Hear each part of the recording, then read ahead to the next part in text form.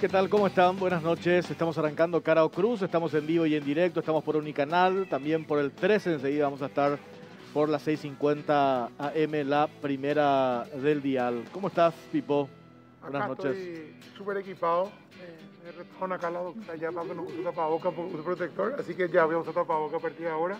Qué bueno. Bueno, y queriendo justamente evacuar un montón de preguntas que hay, muchas dudas, Sí. muchas confusiones, hasta peligrosas confusiones sobre el tema del nuevo, Sí, decreto, ¿verdad? más allá de entrar en el debate en sí, me parece interesante por el nivel de los invitados que tenemos esta noche, aportar información, esas dudas que vos estás Explicar las diciendo, dudas. explicar un poco a la ciudadanía a partir de este anuncio que hizo en su habitual conferencia de prensa de los viernes el ministro de Salud.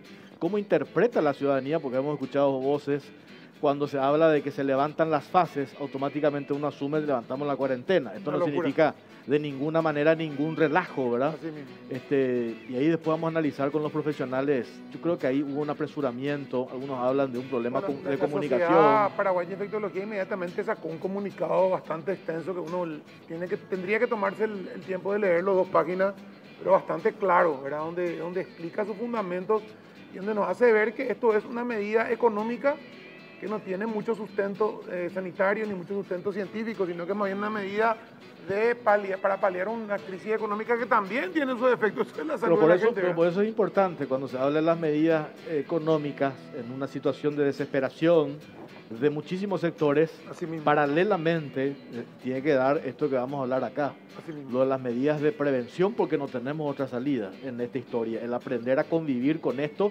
así como dice el comunicado de esta Sociedad Paraguaya de Infectología. Hasta que no tengamos una vacuna, nosotros tenemos que aprender a convivir y a pegarnos a esas normas, a esas reglas de Con más protocolo razón ahora. con más razón ahora.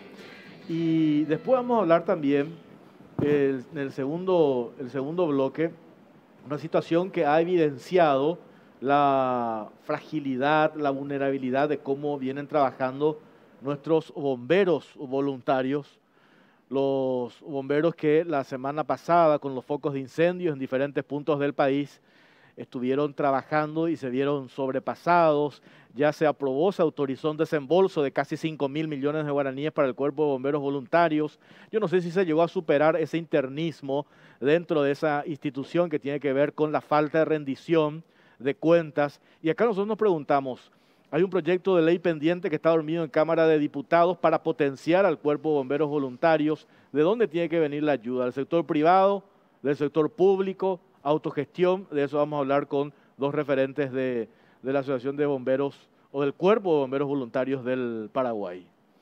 Claudia, ¿cómo estás? Buenas noches. ¿Qué tal, Jorge? Muy bien, un saludo a Pipo y también a todos los televidentes de Unicanal 13 y oyentes de Radio 1. Y quiero comentar un poco que se dio una discusión o un análisis antes de salir al aire sobre la utilidad o no del protector facial, y pienso nada más que nosotros como comunicadores, periodistas, si no tenemos precisión sobre eso, ¿qué pasa con la ciudadanía en general? Entonces, hoy cuando ya hablamos de que no vamos a tener fases, de que la responsabilidad recae en cada uno más que nunca, siempre fue así, saber un poco, profundizar ese tipo de cosas para poder movernos mucho mejor ahora que hay ciertas liberaciones en cuanto a unas actividades, ¿verdad? Así que me parece muy importante lo que nos pasó entre nosotros, ¿verdad? Porque acá fue como un momento que hacemos, si está bien o no, y qué sé yo, ¿verdad? Bueno, y también vamos a hablar, Jorge, acerca de la reapertura del Puente de la Amistad. Ya esta conversación que se dio con el presidente Mario Abdo Benítez, entre el presidente Mario Abdo Benítez y Jair Bolsonaro. Pero nosotros tenemos un material para hablar justamente del decreto 4115 sobre el levantamiento gradual del aislamiento preventivo. Esta confirmación la dio el ministro de Salud, Julio Mazzoleni, en su conferencia de prensa el viernes, y anunció también la reactivación de ciertos sectores, también la liberación en cuanto a la circulación hasta la medianoche. A continuación el material.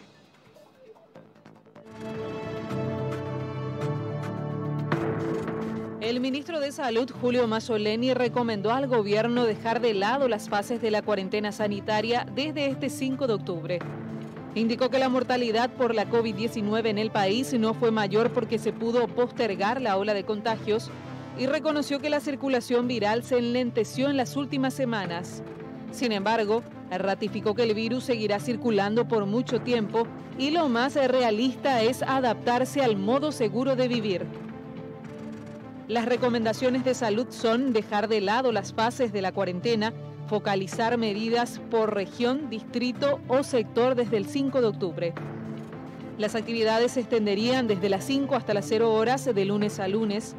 Vuelven los eventos organizados hasta 30 personas, los encuentros particulares hasta 12 personas, las misas y actividades culturales están permitidas hasta 50 personas, hoteles volverán a funcionar bajo protocolo, niños y niñas podrán realizar actividades al aire libre con un adulto, reabrirán las academias de danza, yoga, entrenamiento funcional y otros conforme a protocolo. Asambleas corporativas podrán realizarse también bajo un protocolo sanitario.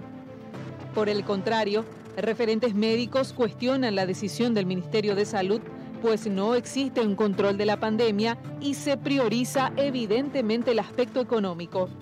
Reclamaron que los casos siguen aumentando y las camas de internación y terapia intensiva están ocupadas en un 90%. Pidieron mayor empatía porque la responsabilidad de atención recae en el personal de blanco, gremio que ya registró pérdidas. El sistema de salud del país vive colapsado y advierten sobre una segunda ola de contagio.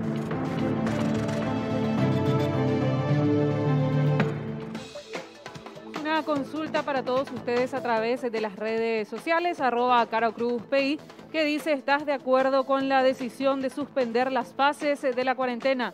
Sí o no son las opciones, el hashtag COCPI y en Facebook en Caracruz. Bueno, muchas gracias, Claudia. Está con nosotros la doctora Elena Candia, presidenta de la Sociedad Paraguaya de Infectología. Doctora, ¿cómo le va? Buenas noches. Buenas noches, Jorge, y a todo el equipo que te acompaña. Bueno, hacíamos referencia recién a este comunicado. Ese mismo día del anuncio del ministro de Salud, ustedes hicieron unas recomendaciones que supongo yo que para la sociedad esas recomendaciones cumplir a rajatabla es de vital importancia, doctora. Sí, así mismo. Yo creo que cuanto antes entendamos que el coronavirus vino para quedarse, más rápido nos vamos a adherir a ese tipo de recomendaciones. Y básicamente tenemos dos frentes en donde enfocarnos. Disminuir el riesgo de contagiarnos adoptando esas medidas de usar de manera universal y de forma permanente las mascarillas faciales, el distanciamiento físico, evitar lugares cerrados con aglomeración y todas estas intervenciones no farmacológicas que venimos hablando desde hace tiempo. Y por otro lado, una vez que el virus se ha propagado de la manera en que lo está haciendo en nuestro país, necesariamente necesitamos contar con una estrategia integral de pruebas, aislamiento, rastreo de contactos y cuarentena. Entonces, tenemos que aprender de lo que ocurrió en otros países y le dio buenos resultados. Entonces, mientras nosotros no cumplamos esos requisitos, cuando una de esas aristas no está presente o está fallando, el virus se va a propagar sin control y necesariamente van a aumentar los números de fallecidos porque tenemos pacientes vulnerables relacionados a la edad de estos pacientes y a las enfermedades que tienen, que lo hacen más propensos a requerir un lugar en terapia intensiva, que a la fecha estamos en salud pública, las terapias intensivas están al 100% de ocupación. Entonces, a eso tenemos que apuntar. Cuanto más infecciones haya, más muertos habrán. Así de sencillo es y tenemos que poner todo nuestro empeño y nuestro esfuerzo en disminuir la tasa de infecciones para proteger a las personas vulnerables y al personal sanitario, que somos personal esencial. Uno puede comprar un respirador, equipar una unidad de terapia intensiva, pero formar a un terapista lleva por lo bajo 10 a 12 años. También está con nosotros la doctora Yolanda González, ella es directora del Hospital Nacional de Itagua. Doctora, ¿cómo le va? Buenas noches. Buenas noches. Buenas noches al equipo. Usted suele ser bastante directa también, solemos seguirla en las redes sociales. Esto que decide el Ministerio de Salud el viernes, este anuncio, coincidimos en que hay una presión y una necesidad desde el punto de vista económico de liberar, porque esto ya no da más. Yo decía el otro día, si en 7 meses no hemos aprendido a convivir con toda esa avalancha de información permanente, inconstante por todos los medios de comunicación, yo digo, el que ya no aprendió más. No, con eso no digo que no insistamos, ¿verdad? Pero el que ya no sabe lo que tiene que hacer en materia preventiva para evitar el contagio, yo creo que ya qué más es lo que se tiene que hacer, doctora. Realmente, o sea, los 7 meses de encierro y una cuarentena, procurando hacer llegar el mensaje, voy a repetir lo mismo que dijo la doctora Elena, el uso de la mascarilla, que vimos casualmente que ustedes mismos estaban medio confundidos acá y hablamos de 7 meses, ¿verdad? Porque el Total Face no te protege al 100%, pero la mascarilla, el lavado de manos, el distanciamiento, incluso yo con mi alcohol en mano, ¿verdad? Siempre estoy, yo creo que tenemos que aprender a vivir en el modo COVID. Tenemos ahora hospitales preparados, tanto el INERAN como el Nacional, porque cuando empezamos en marzo no teníamos nada. Y ahí los organismos internacionales me decían a mí, van a empezar a morir en las calles la gente. Tuvimos tiempo de prepararnos y ahora esperemos que no es un levantamiento de cuarentena, sino yo creo que son restricciones un poco más abiertas que de hecho, aparentemente, y según lo que vemos siempre por la historia de los pacientes, lo estaban haciendo. Hay reuniones que se seguían haciendo. Es como que se quieren joder a sí mismos, porque ahí tenés familias enteras o reuniones familiares o fiestas entre jóvenes que llevaba a la muerte de sus padres. No entendimos y seguimos sin entender probablemente, ¿verdad? De una familia 10 se infectan y generalmente aquel más vulnerable es el que termina en terapia intensiva. Y no todos son tan vulnerables, doctora. Realmente tenemos pacientes jóvenes a partir de los 16 años que han ido a parar a la terapia intensiva. No estamos hablando solo de vulnerables. Cualquiera de nosotros acá en esta misma sala no sabemos, porque esta es una lucha entre el virus y tu propio organismo y probablemente la manera en la que vos viviste tu vida saludablemente, ¿verdad? Así que para nosotros como hospital cabecera, y creo que lo mismo el INERAN, claro que nos preocupa una terapia que siempre llega al 90% de ocupación y muchas veces cuando hay un lugar es porque alguien falleció. Eso es lo lamentable y eso es lo que nosotros queremos insistir con la ciudadanía, que no precisamente aquel que entra en la terapia se va a salvar. Tenemos una mortalidad alta que llega al 40%. Doctor, o la doctora, cualquiera de ellos puede responder. Ayer la discusión tenía yo con una persona, con un familiar, me decía, si una persona es COVID positivo, tiene el COVID positivo, y yo estoy con esa persona, digamos, a 2 metros de distancia, los dos tenemos tapaboca, estamos hablando los dos, no nos tocamos, digamos, nos lavamos la mano para hablar, ¿es posible que esa persona me contagie a mí? No. No. Buenas noches a ustedes, a las colegas. En realidad existen indicadores para decir que una persona está en contacto directo y debe guardar cuarentena. Vos lo que acabas de citar es la situación ideal, la forma de no contagio. La persona con un distanciamiento físico de 2 metros, con tapabocas, con lavado frecuente de manos, evitando el contacto. Es casi imposible que se porque se produzca hablaba el contagio. de la discusión siempre fue esa, bueno, vamos a trabajar en cuadrilla en tal empresa, porque si uno se enferma el otro viene, pero también porque cuando hay menos gente. Ahora, si en una empresa yo tengo una separación de 2 metros y yo tomo las medidas, si está bien preparada la gente para tomar las medidas, digamos que podría estar una persona con COVID positivo no contagiándola a nadie. Y generalmente ocurre cuando una persona que está con COVID positivo y no presenta síntomas, porque de hecho debemos asimilar que la persona que está con un cuadro respiratorio con el mínimo síntoma no debe venir al trabajo. Solamente la persona que está sana en su totalidad debe acudir al trabajo. Es casi imposible que se transmita el virus si es que cumplimos con esas reglas y no estamos en un ambiente también, el medio ambiente donde estamos, que no sea muy reducido y esté aireado. ¿Qué es un cuadro respiratorio para entender? Porque yo tengo alergia, por ejemplo, a mí siempre me estoy carraspeando la garganta, pues ya me hice 3 hisopados y nunca nada, ¿verdad? Justamente porque ya dudé, me hice el hisopado al pedo 3 veces Y yo tengo eso, ahora no vengo a trabajar porque yo no voy a venir a trabajar nunca. Ahí, Pipo, depende de cada paciente, por eso hablamos, la medicina no es matemática. La medicina debe ser tomada de acuerdo a cada paciente. Si vos sos una persona alérgica, que generalmente con este cambio climático, que anteayer teníamos 45 grados y hoy tenemos un frío prácticamente allá afuera, y vos estás con tu rinorrea, vos probablemente si es que vos guardaste todas las medidas correspondientes, no vas a estar con COVID, o si no, como vos decís, vas a estar eternamente en... Ahora, si te aparece fiebre a tu rinitis, te aparece un dolor de garganta intenso, empezás a tener dificultad respiratoria, ahí ya hablamos de otra cosa. Entonces, cada paciente o cada ser humano debe ser tratado como uno para llegar a un diagnóstico. Doctora Candia, la decisión anunciada por el Ministerio de Salud, lo de levantar las fases en esta cuarentena, ¿ustedes cómo interpretan? ¿Se debió hacer eso mirando la cuestión económica o todavía tuvimos que haber estado prolongando un poco, avanzando en fases y con algunas medidas más rigurosas porque el virus, esto no está todavía, no está controlado, ¿verdad? La situación no está controlada? ¿Qué dicen ustedes a eso que anunció el Ministerio de Salud el viernes? Lo que hay que destacar es que las cuarentenas alrededor del mundo han salvado millones de vidas.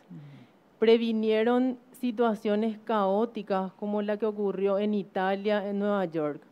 Entonces, vale decir que probablemente gracias a que se tomaron medidas tempranas y bastante estrictas, nosotros estamos hoy con estos números. Entonces, hay algo que también es bueno admitir, que si la propagación del virus se enlenteció o disminuyó la tasa de infecciones en el país, es porque antepusimos de forma unánime nuestra salud y desde el momento en que nosotros renunciemos a esa medida, necesariamente van a ir aumentando el número de casos. Entonces, nosotros expusimos en la página de la sociedad nada más que 2 indicadores. Hay muchos indicadores para poder medir el termómetro, ¿verdad?, del control de la pandemia en un país. Lo único que podemos decir es que hay indicadores que no son alentadores, como es la tasa de positividad. La OMS recomienda mantener menos del 5%, que es la cantidad de test positivos que surgen del pool de test que tomaste desde el inicio de la pandemia. Nosotros estamos manteniendo hoy 26%. ¿Qué quiere decir eso? Que no estamos haciendo suficiente cantidad de test como para poder diagnosticar la mayor cantidad de casos. Y eso va de la mano con el anuncio del Ministerio a fines de agosto de dejar de hacer los test a los contactos de pacientes con COVID confirmados. Entonces, tenemos un subregistro enorme y nosotros no podemos hacer una estimación en base al número diario de casos que vemos todos los días y nos quedamos súper tranquilos porque vemos 600, 700, pero ese es un indicador que de manera aislada no te dice nada. Tenés que conocer cuál es la estrategia de testeo, se está haciendo suficiente cantidad, se le está haciendo a las personas indicadas, se está informando en tiempo y si se toman decisiones apropiadas con esos resultados. ¿De qué te sirve un test que te informan 16 días después? Te sirve para la estadística, pero no tiene ningún valor para cortar las cadenas de transmisión, rastrear a los contactos de ese caso positivo y bueno, y hace que se disemine el virus sin ningún tipo de control. Entonces, sí hemos visto en las páginas que todos conocemos, Our World in Data, miles de páginas ahí donde uno puede ver cuál es la situación epidemiológica de cada país. Y realmente figura que Paraguay en estas últimas 2 semanas tuvo un enlentecimiento del ritmo de contagio. Pero de igual manera, uno de los indicadores más objetivos y tangibles es la ocupación de camas en terapia intensiva. Si nosotros tenemos hoy ocupación al 100% en salud pública, eso me tiene que guiar a la acción, tomar medidas para prevenir futuros ingresos, porque ¿por qué mueren los pacientes? Llegadas tardías, falta de atención adecuada. Entonces tenemos que enfocarnos en tratar de reducir aún más esa tasa de contagio, teniendo en cuenta que ya no tenemos camas en terapia Con este intensiva. anuncio hecho el viernes no se logra reducir, no se va a lograr reducir. El mensaje tiene que ser claro, Jorge. El mensaje tiene que ser, está bien, le vamos a cambiar de nombre, se termina la cuarentena, pero sigue la pandemia. Y tenemos que tomar estas medidas. Vamos a hacer esto para prevenir el aumento de casos y el aumento de pacientes que van a requerir internación y en última instancia terapia intensiva. La doctora mencionó una tasa de letalidad del 40%, quiere decir que de 10 pacientes que se internan en terapia intensiva, 4 se mueren. Hay otros centros que tienen 70% de letalidad, que de 10 pacientes que se internan en terapia intensiva, 7 se están muriendo. Entonces, la tasa de letalidad o de mortalidad también es un indicador para saber en cómo estamos manejando la pandemia. Doctora, la gente que ya tuvo COVID y se recuperó, ¿puede andar por la vida libremente o no hay ninguna garantía de nada todavía?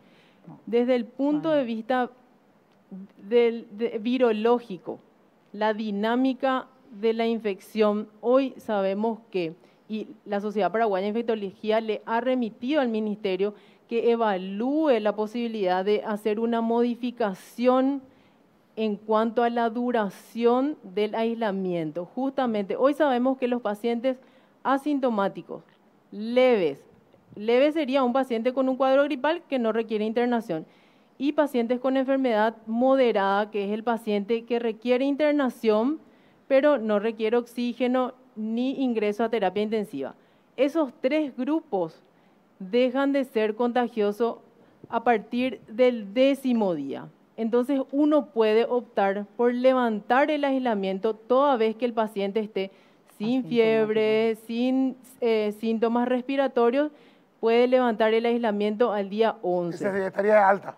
Ya está de alta. De hecho, que no se recomienda hacer una PCR de control. Vos te internás, Pipo, y llega tu día 10 y te piden una PCR.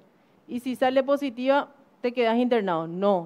No se hace eso. No es necesario pedir una PCR de control, un hisopado nasal de control, porque está demostrado que la PCR puede persistir por más de 3 meses detectable, porque lo único que detecta es material genético del virus. No puede discriminar si se trata de un virus vivo o no.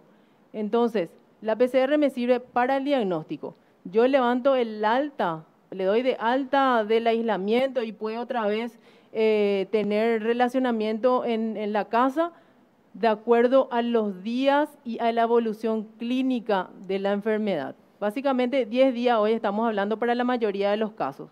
Pero esa persona no se puede volver a enfermar, es inmune automáticamente. Yo te pregunto, fulano tal que ya tuvo COVID, pasaron 20 días, 25, ya está sano, ya anda, ¿puede andar sin tapabocas? Te pregunto, eso es lo que quiero saber. O sea, esa persona ya es, digamos, una persona inmune y ya anda sin tapabocas o puede volver a enfermarse. Estamos en pleno transcurso, ¿verdad?, de la pandemia y hay muchas cosas que no sabemos aún. Es probable que la inmunidad sea por un periodo de tiempo corto, 6 como máximo 12 meses. Entonces, nadie es inmune acá y por más que hayas tenido la enfermedad, vas a tener que seguir protegiéndote y seguir respetando la distancia de 2 metros, lavándote las manos y evitar lugares cerrados con aglomeración de gente. Eso es muy importante porque la gente anda, de repente hay gente que ya estuve ya tranquilo, o sea, y eso no es así. Le quiero consultar a la doctora Yolanda González sobre el tema de la ocupación de camas, entre el 90 al 95%, ¿verdad? A nivel nacional sería. Pero no solamente ese factor preocupa, sino el estado en el que están los médicos y los enfermeros, ¿verdad? Desde el Ministerio de Salud confirmaron que desde que inició la pandemia renunciaron cerca de 150 doctores, 300 enfermeros aproximadamente. Quiero saber si es así y también el estado de ánimo de los médicos ante esta decisión y ante el temor también de que vuelva a haber un rebrote. No, al menos en el Hospital Nacional, al contrario, tenemos 600 nuevos profesionales entre personal de blanco, digamos, médicos, enfermeras, personal de apoyo. Lo que pasa es que lo que es distinto. Tenemos renuncias antes de que firmen su contrato, por el temor a entrar a una zona COVID. Entonces hay que ver si tiene vocación o no para hacer. No hablo de la parte médica, hablo específicamente de la parte de enfermería, incluso de personal de apoyo, porque antes de, no sé, pensaban, estudiaban enfermería, pero no sé si su vocación les sirvió, ¿verdad? Sí, es cierto, estamos excluyendo, pero antes siquiera de asumir su cargo, el temor de entrar a esa zona, de estar con todo el equipo que tiene, probablemente no tuvimos ninguna renuncia. Y es más, hasta ahora todos los estudios que hicimos en el Nacional, que tenemos semana tras semana de contactos de personal de salud, ninguno dio hasta ahora, fue contagiado dentro del hospital. Todo fue fuera o fue por relajamiento social. No tenemos un solo profesional médico o personal de enfermería que se haya contagiado dentro de las áreas COVID. Tienen que saber ustedes que no solamente el hospital es como ahora tener dos hospitales, un hospital respiratorio con 120 camas y un hospital polivalente con 500 camas. Acá no pararon los pacientes, acá los accidentes son el orden del día como primera cosa, ¿verdad? Acá continúan pacientes de neurocirugía y el Nacional es referencia en casi todo, cirugía general, neurocirugía, traumatología, pediatría, ginecología. La diferencia que hace con el INERAN es una cosa, las embarazadas que tienen problemas respiratorios probable COVID, se van al Nacional. Se preparó un quirófano exclusivo para ese tipo de pacientes, ¿verdad? Tenemos que seguir porque una embarazada no le vas a dejar esperar y hacerlo un hisopado, sí o sí tiene que ser atendida y nacer su bebé, ¿verdad? Entonces el Nacional casi está siempre con una ocupación de las 620 camas que tenemos habitualmente, ahora estamos entre las 500 camas ocupadas. Lo único que disminuyó por evitar la aglomeración, y yo sé y le debo una disculpa a la ciudadanía, es el tema de los consultorios generales que limitamos, porque un exceso nos puede llevar a contagios masivos. Yo les digo nomás de una sola entrada del hospital. El hospital tiene varias entradas, 600 personas ingresan el mediodía. Es un pequeño mundo, muy difícil de manejar y la gente en vez de ponerte a lavarse la mano se da la vuelta por otro lugar para entrar. Por eso yo sigo insistiendo con ciencia. ¿De qué vamos a depender? No cuando te toque y no cuando tu familiar esté enfermo y esté desesperado pidiendo una cama. De nosotros depende. Y yo creo que lo mismo, insisto, el distanciamiento y el mismo aire acondicionado, que tiene que haber un lugar en donde no estén más de 10 personas en lo posible, separados, y entender que hay que seguir viviendo a modo COVID y tratando de estar en espacios abiertos. Tengo que hacer una pausa a la vuelta, doctor Carlos Morinho. Usted que estuvo en el Ministerio de Salud, en su condición como ministro de Salud. Me parece que la decisión del viernes de Mazzoleni tiene un componente político también, y por supuesto lo económico. Porque si vamos a ceñirnos a lo estrictamente médico, yo estoy seguro de acá la doctora Elena, la doctora Yolanda van a decir, sigamos en la cuarentena hasta tener una situación relativamente controlada. Eso en general los médicos insisten en eso. Cuando se anunció la apertura de la frontera en Ciudad del Este, dijeron, pues acá esto estamos en el límite. O sea, no podemos nosotros abrir lo que eso podría implicar.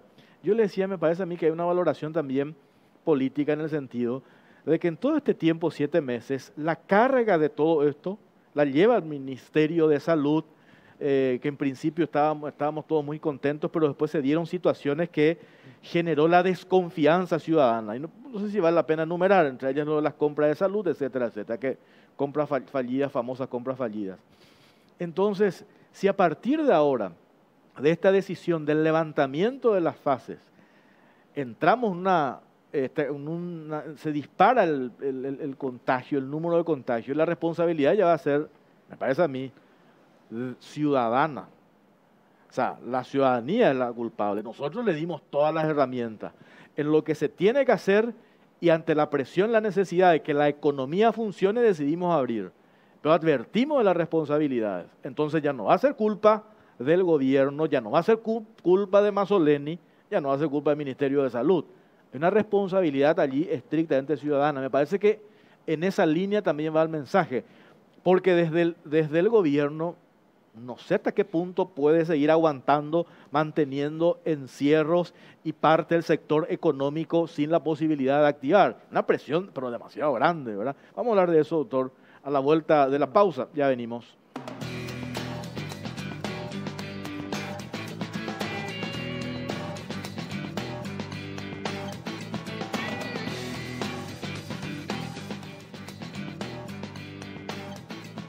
Seguimos en Caro Cruz y vamos a ver qué opina la gente a través de las redes sociales. Recordamos la consulta, ¿estás de acuerdo con la decisión de suspender las fases de la cuarentena?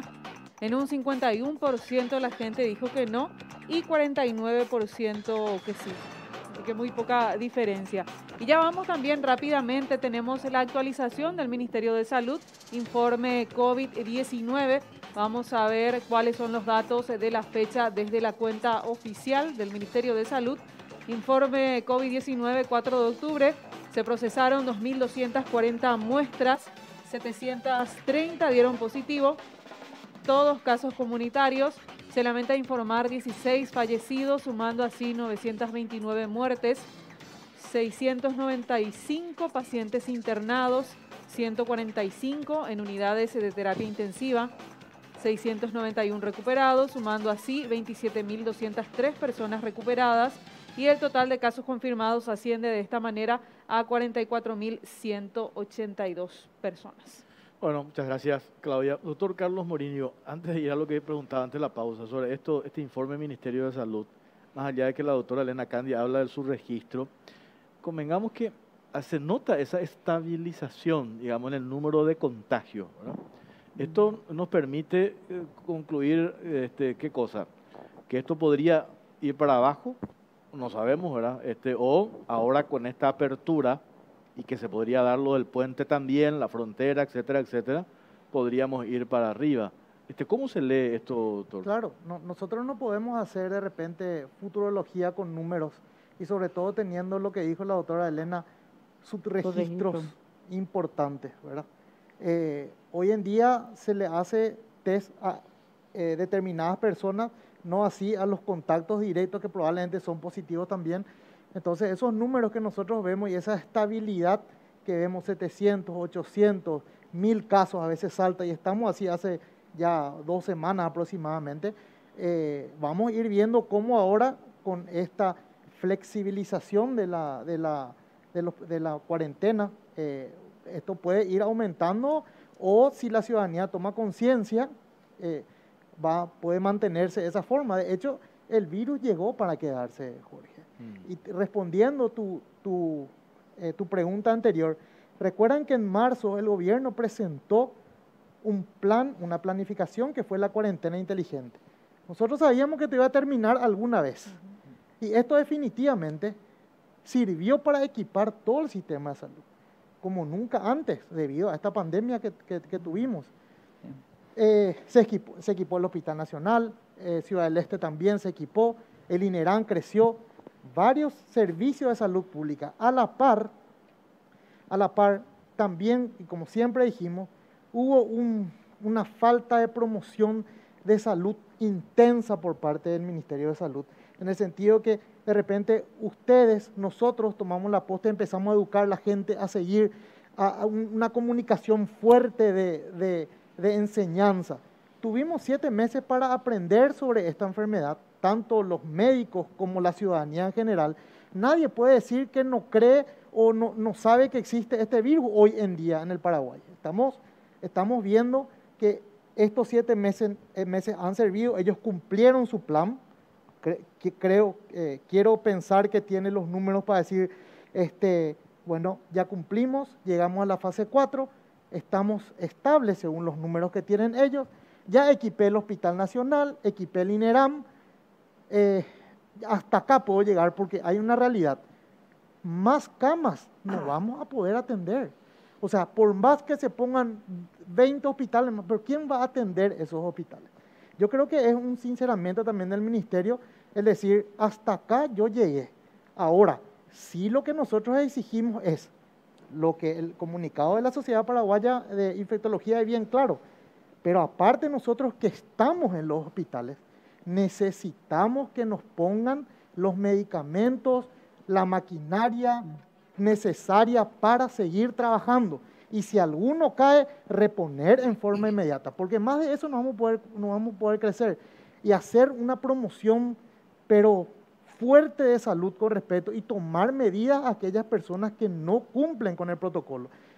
Yo creo que la cuarentena, las fases de la cuarentena ha terminado. Ahora vamos a vivir con protocolos de vivir, ya no acuarentenados.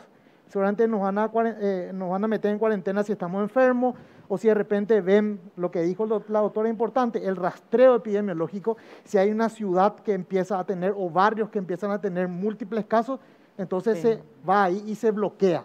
Vamos a hacer tipo dengue probablemente ahora, la estrategia de bloquear por zonas, que es válida, o sea, totalmente válida. La cuestión acá es que no se propague la enfermedad y que nuestro sistema de salud no esté tan colapsado como está ahora, porque nuestro sistema de salud, ayer sábado, el INERAM estaba repleto, con gente esperando en sus autos para ser atendidos, para que salga uno y entre otro. Así estábamos ayer en el INERAM.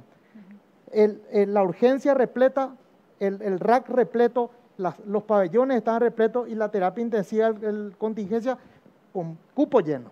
Entonces, ¿qué nosotros necesitamos? Ayer hablé con el viceministro de Salud, Julio Borba.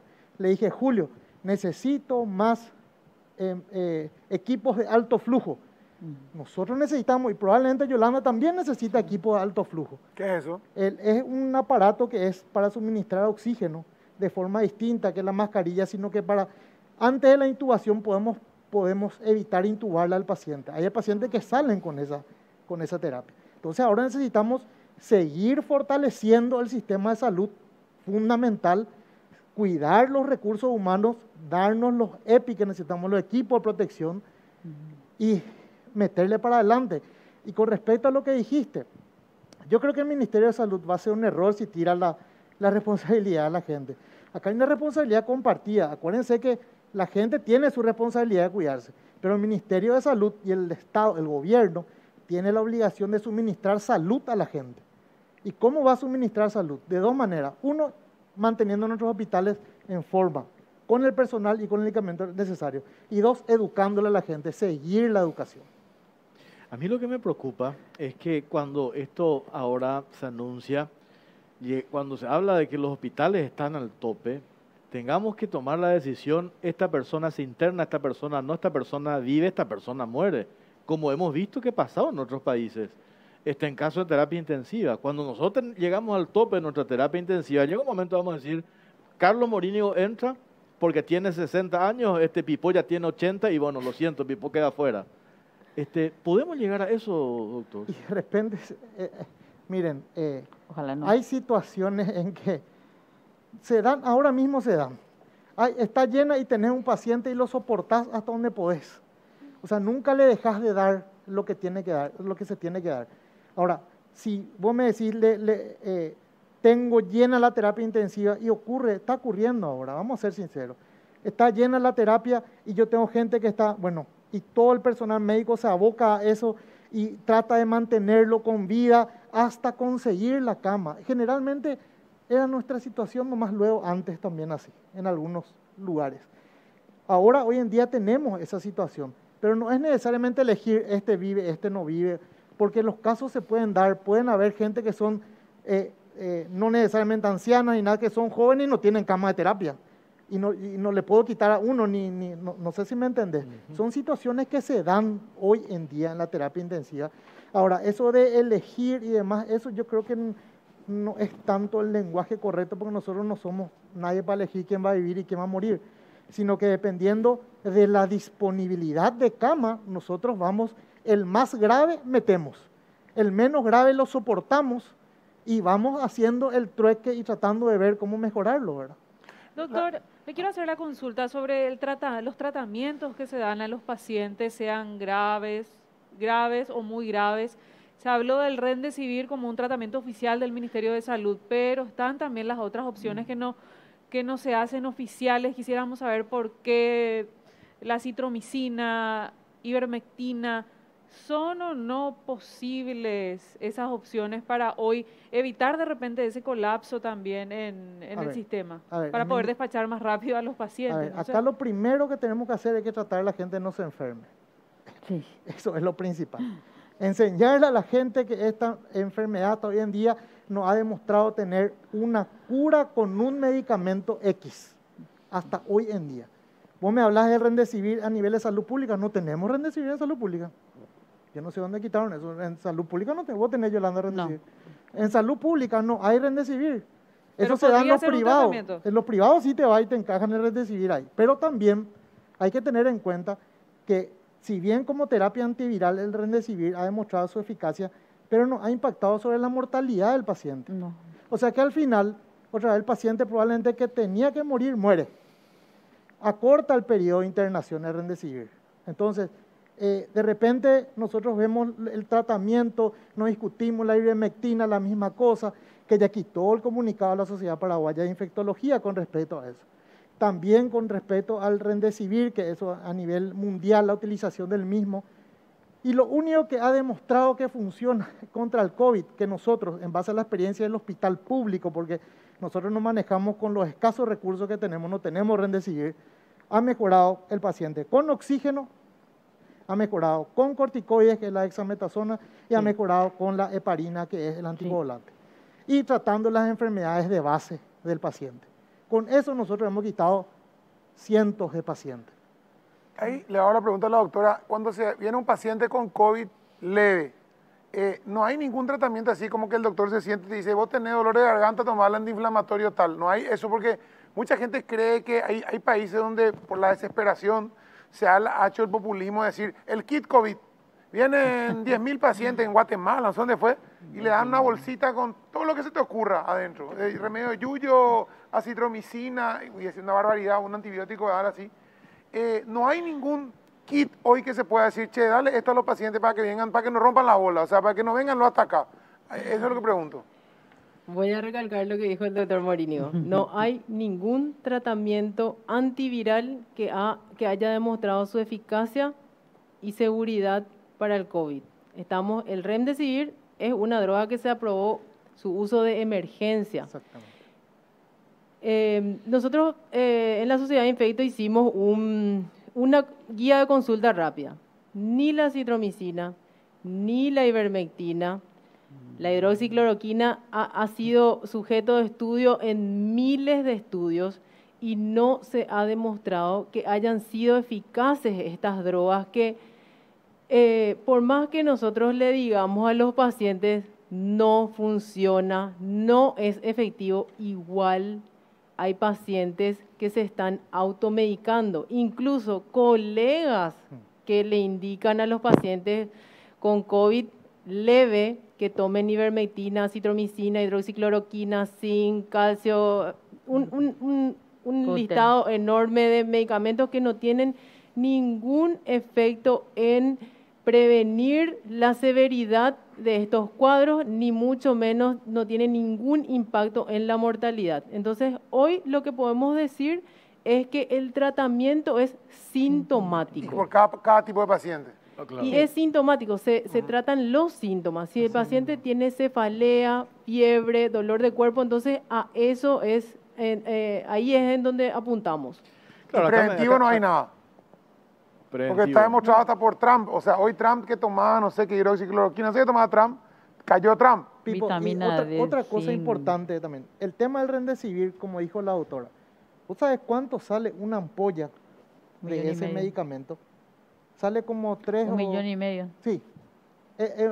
Y tenés que Pero usar es un 2 pack. el primer día, después 5 días más 1. O sea, es una fortunita que vos gastás en eso. Yo como ministro de Salud Pública, teniendo la información y teniendo la asesoría de la Sociedad Paraguaya de Infecto, donde ella me dice, mira doctor, esto y esto, esa plata que yo voy a comprar en Remdesivir, voy a utilizar, en vez de comprar Remdesivir, máquina de alto flujo, equipo de protección para el médico, que eso sí le va a quitar al paciente. Entonces, no quitemos el tema de el ministerio va a poner el Remdesivir por populismo, no, eso no es información No, es salud clara, pública. precisa. Yo necesito más máquinas de alto flujo, necesito mayor estructura, no crecer más en cama, necesito lo que ya tengo, fortalecer, porque no tengamos también en mente el estar creciendo como locos, no vamos a dar abasto. ¿El alto flujo es especie de casco que trajeron de Italia o qué es eso? No, el No. alto flujo se utiliza con cánula nasal Sí. y lo que hace es te envía, aparte de oxígeno, te envía el oxígeno con una presión, con un flujo. Entonces lo que hace es que el paciente sienta confort al respirar, porque esta enfermedad es tan disneizante, te da tanta dificultad respiratoria que vos el paciente. Cansa. Entonces cuando vos le envías el oxígeno por alto flujo, con un flujo elevado, lo que hace es mantener la presión positiva dentro del tórax, entonces el paciente siente mayor ¿Y estos cascos vinieron de Italia qué son? Porque me preguntan. Dan. Eso es un tipo de ventilación, que Ujú. es también tipo de ventilación a alto concentración de oxígeno, que hace también un efecto de CPAP, o sea, de presión positiva en las vías aéreas, hermético, y se está utilizando también como una terapia alternativa a los pacientes que tienen compromiso pulmonar importante, ¿verdad? Pero eso se utiliza por horas nada más. Vos ves la evolución, vos le pones el alto flujo, controlas las 2 horas, a las 12 horas el paciente no recupera, le intubás y le ventilás. No hay vuelta que dar. Para mí lo claro también que dicen acá la doctora Elena es, acá se tratan los síntomas, ¿verdad? Porque hoy te dicen, yo en todo caso me quiero contagiar hoy, te dicen, si me tengo que contagiar, me quiero contagiar hoy. ¿Por qué? Porque ustedes los médicos ya saben qué tienen que hacer hoy. Hace 7 meses había toda una incertidumbre, Totalmente. convengamos, en todas partes, no solamente acá, Totalmente. ¿verdad? Sin embargo, hoy ustedes ya saben cómo actuar. Acá me dicen, mira el ejemplo, cómo le están tratando a Trump, ¿verdad? Con Remdesivir, me dicen acá vitamina D, melatonina, y sí, supongo yo que tiene mucho que ver también el síntoma que presenta el hombre, ¿verdad? No existe un caso único de este es el prototipo de medicamentos que le tengo que dar a los médicos, a los pacientes que dan positivo. O sea, se actúa en base a los síntomas que presenta cada paciente y cada Totalmente. paciente presenta síntomas distintos, ¿verdad? Totalmente. Eso me parece que queda claro, ¿verdad? Existe un protocolo que vos tenés que seguir, pero ese protocolo no significa, porque vuelvo a repetir, esto no es matemática. Depende El del paciente. protocolo puede tener flexibilidad de acuerdo a tu paciente que vos estás tratando. El protocolo es una columna vertebral de la cual vos, de acuerdo a cómo está el paciente, vos podés ir tratando de distintas formas. Porque si vamos a escribir un protocolo para todo, va a ser de 100.000 hojas. Tiene que haber una guía, una columna vertebral, y en base a eso vos tomás tus decisiones terapéuticas. Ahora, hay que decir también, después de este anuncio, ustedes hacen la salvedad, los médicos, de que hay una responsabilidad compartida, ¿verdad? En esta Totalmente. historia ciudadana y también del Totalmente. sistema de salud, hablando ya del sistema, ¿verdad? Y de eso le incluimos Sí. el sector privado también, ¿verdad? Podemos llegar a retroceder en Claro. la decisión, ¿verdad? Porque va a llegar un momento, supongo yo, en que esto, ojalá que no pase, pero si se llega a desbordar, necesariamente hay que levantar el freno de mano, apretar el freno y volver a retrotraer a fases que anteriormente la teníamos, ¿verdad? Y es lo que pasa ahora en Madrid, lo que está pasando en Madrid, lo que está pasando en Italia, en Francia. Hoy en día están volviendo a cerrar los bares, esto es dinámico. A partir de ahora esto es dinámico. Terminó el planeamiento del gobierno ahora, ellos tienen que quitar ahora otro comunicado donde tienen que decir específicamente de qué se trata, cómo vamos a manejarnos ahora, avisando a la ciudadanía que si esto se desborda, en cualquier momento podemos retrotraer, no está mal. Tenemos el ejemplo ya, en el mundo tenemos ejemplos de países que hoy en día están retrotrayendo. Israel, por Y ejemplo. sí, que es, entonces, ¿puede ocurrir? Sí, puede ocurrir en el Paraguay. Puede ocurrir. También decía, la próxima semana juega la albirroja, ¿verdad? Todos somos, o sea, nos consideramos futboleros. Y a mí en los grupos de WhatsApp me decía, el jueves a la noche transmite el partido, por canal 3 entre paréntesis, nos juntamos con los muchachos, hacemos la asado para ver el partido. Imagínate el nivel de riesgo. Sí. Suponte que respetemos, que nos superemos las 12 personas, pero en ese grupo cercano de amigos, que no es nuestro grupo, nuestro núcleo familiar, digamos, que vengamos de distintos lugares a preparar el asado, a tomar la cerveza, a disfrutar el fútbol, lo que puede llegar a significar eso, ¿verdad? Eso es lo peligroso, Jorge. Ese es el mensaje que llegó a la ciudadanía. Todos tenemos nuestros grupos de WhatsApp y se estaba festejando como si Sí. fuese que ganó la albirroja. Sí. Entonces, lo que tiene que quedar hoy es realmente con el nivel de contagio que hay y transmisión sostenida en la comunidad, hay que extremar las medidas que veníamos practicando anteriormente. Yo no me voy a ir, pero ni si me pagan a la misa hoy. 50 personas pueden estar en la misa en un lugar cerrado, sin ventilación. Entonces, incluso, como mencionó la doctora Yolanda, limitar a menos de 10 personas en lugares cerrados y cumpliendo la distancia, mascarilla, lavado de manos estrictos. Eso es lo que podemos decir hoy, considerando la situación epidemiológica y la ocupación de camas a tope que tenemos en el Ministerio de Salud. Entonces, se habrá acabado la cuarentena, pero la pandemia sigue. Y tenemos que, como mencionó el doctor, en Europa están con el segundo pico y en España atribuyen exclusivamente a la relajación del protocolo sanitario. Entonces, el lunes en Madrid volvieron a una cuarentena, se dejaron de programar cirugías, los pacientes con COVID están usando camas que son de quemados de pacientes postoperatorios. Entonces, ya tenemos la película de países que están en un estadio más avanzado que el nuestro en cuanto al inicio de la pandemia. Entonces, aprendamos de ellos.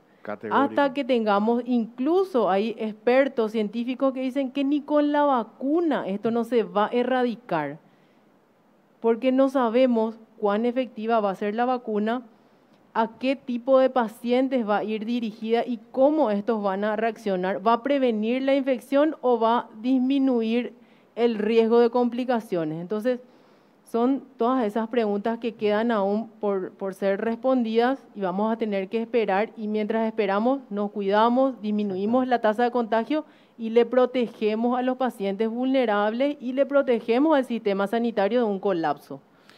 Para ir redondeando, a propósito del sistema sanitario, me decía el otro día el ministro de Hacienda, Benigno López, nosotros tenemos presupuesto pandemia hasta diciembre.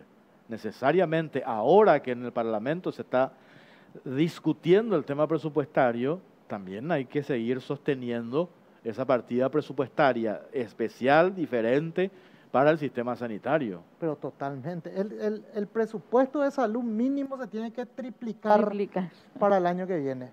O sea, Benigno sabe, Benigno no es ningún improvisado. Estuvo en IPS, trabajó de cerca con nosotros en el Ministerio de Salud cuando era presidente de IPS, sabe la necesidad de salud. Él, ahora que es ministro de Hacienda, con más razón tiene que actuar en consecuencia de lo que él sabe. El presupuesto de salud debe mínimo triplicarse y tienen que tener en cuenta, si el presupuesto hasta diciembre, tienen que extender por lo menos hasta diciembre más, porque lo que dice la doctora, ¿cuánto tiempo estuvo Europa en calma después de nosotros? O sea, nosotros estábamos en calma, Europa estaba on fire. Nosotros empezamos, ahora estamos en fuego nosotros, Europa ya está en fuego otra vez, en su segunda oleada, quiere decir que nosotros, yo sé que no es matemática, pero epidemiológicamente hablando, probablemente en febrero o marzo vamos a tener otra vez este tipo, si es que nosotros nos relajamos. Si nos relajamos. Entonces, tenemos que aprender de otros países. ¿Podemos tener una segunda ola? Sí podemos tener. ¿Cuándo? El año que viene. ¿Y cuándo comienza el año que viene? Justo cuando el presupuesto se tiene que empezar a ejecutar, que es aproximadamente en marzo. Abril. Y justo, si no hay plata, y justo cuando empiezan las clases también, ¿verdad? Es complicado, ¿verdad? es complicado. Y eso que está diciendo, el ministro de Hacienda sabe eso, pero hay una responsabilidad acá compartida de la clase política, en el Parlamento. Yo entiendo las dudas en aprobar nuevos préstamos, porque dinero no tenemos. Entiendo la preocupación de aprobar nuevos préstamos, pero en el tema sanitario la pandemia continúa y nosotros pues nos Y dio sobre todo aquel entregarle dinero que hay que otra vez seguir- un cheque en blanco, ¿verdad? Pero hay que seguir pagándole los adicionales a los médicos, hay Sí. que seguir comprando equipos, hay que seguir comprando trajes, hay que seguir... Yo lo que quiero preguntar es a la doctora, en el Hospital Nacional y en los otros hospitales que tienen tantas especialidades, pasa en IPS también, hay muchas cosas que se han dejado de lado, odontología, se ha dejado de lado otorrinolaringología, un montón de oculistas, o sea, oftalmología. ¿Cuándo se va a poder retomar eso? Porque no hay equipo suficiente para eso. Hoy para entrar en una cuestión, por ejemplo, odontológica, los trajes son usar y tirar. Y el costo es altísimo. ¿Se va a poder llegar a eso? Pues ¿cuánto tiempo le puedo tener a una persona con una muela hecha mierda? 7 meses ya. O sea, no le puedo seguir dando antiinflamatorio y analgésico a esa persona. O sea, se está pensando en volver a atender y hay condiciones para volver a atender en el público. Sí, o sea, en el Hospital Nacional, las 3 especialidades que vos mencionaste, que son las 3 que son las que más podían aerolizar, por decir, y contagiarle a su médico, todos tienen su EPI y se estaban haciendo las urgencias oftalmológicas, odontológicas y de otorrino, ¿verdad? Hay que volver lentamente porque acá lo más preocupante también son las cirugías programadas. Y las cirugías programadas que hoy tienen el protocolo de que tengan un resultado COVID negativo para entrar, que no te da la seguridad realmente, pero con eso uno entra, pero con la protección nivel 4 en todos. Nosotros los más viejitos, por decirte así, ya hemos pasado, primero pasamos el VIH, cuando antes ni siquiera usábamos guantes, empezamos con el tema del VIH, después pasamos la epidemia del H1N1, y ahora que la diferencia es que las redes sociales expanden todas las noticias al día y hoy le tenemos al COVID. Y aprendimos a vivir con el VIH, nos vacunamos contra el H1N1 y la vacuna contra ese mismo virus, 2 años creo, doctora, si no me equivoco, para que aparezca el H1N1. Y mientras tanto, de alguna u otra manera nos protegíamos.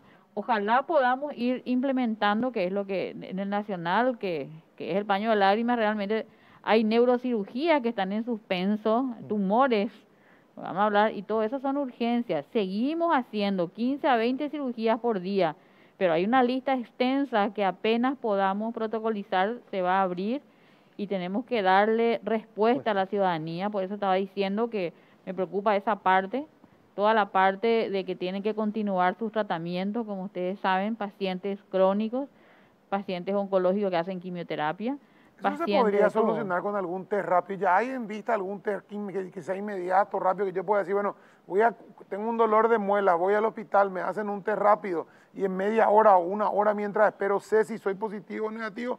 Si ya soy negativo me quedo y me atienden el dentista, por decir. Se hace ahora. En el Nacional estamos haciendo eso para entrar directamente a cirugía de urgencias.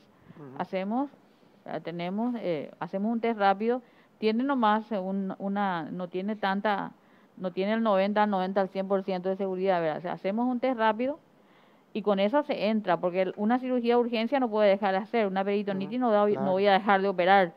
Igual la protección nivel 4 para el médico, y ahí estamos, en la trinchera. Por eso siempre estamos en la trinchera y yo coincido con el doctor Morínigo que nosotros como gerente, eventualmente mi función como gerente es exigirle al ministerio que me ponga todo, Porque acá hablamos del equipo EPI, hablamos de las drogas sedantes que en estos momentos ya a nivel de Sudamérica no hay, estamos preocupados para los pacientes de terapia intensiva y nosotros tenemos que exigir ahora todo lo que sea y que nos falte absolutamente medicamentos, Perfecto. insumos. Doctora, muchísimas gracias por el tiempo. Yo siempre valoro que ustedes están ahí en la trinchera trabajando todos los días, pero también se toman su tiempo para esto que también es importante comunicar, contarle a la ciudadanía qué es lo que se tiene que hacer. Por eso siempre valoro la presencia y que nos atiendan siempre el teléfono. Les agradecemos muchísimo.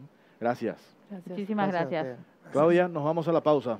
Tenemos una recomendación antes, llegó la hora de disfrutar del sabor de lo nuestro, claro que sí señores, porque sabemos que lo mejor es disfrutar de tus platos preferidos con el delicioso sabor a fruta de Pool. Acordate, ¿querés darle ese toque especial a todas tus comidas? Destapá una Pool, disfruta el sabor de lo nuestro, Pool naturalmente nuestra.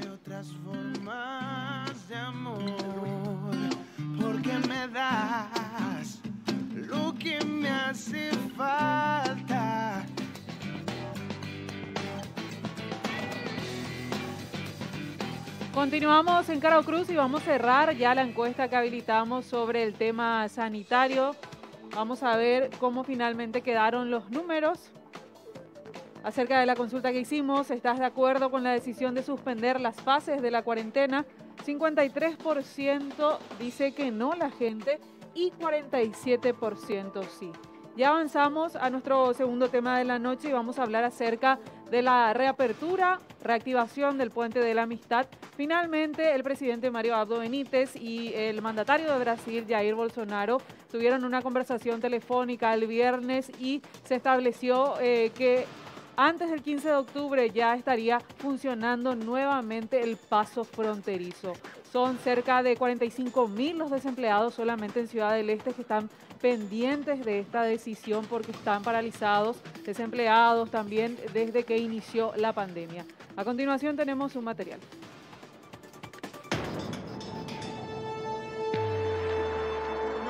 Se merecen ustedes. Gracias a ustedes, señor Puente. ¡Viva Ciudad del Este!